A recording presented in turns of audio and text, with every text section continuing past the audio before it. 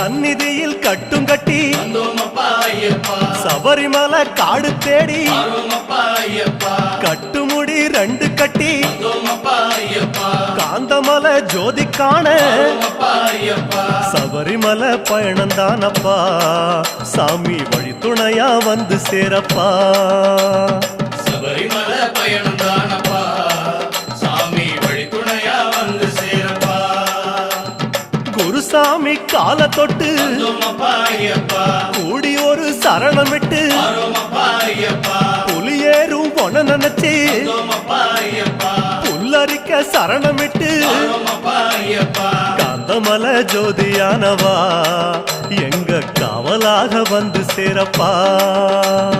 Kanthamalai ஜோதியா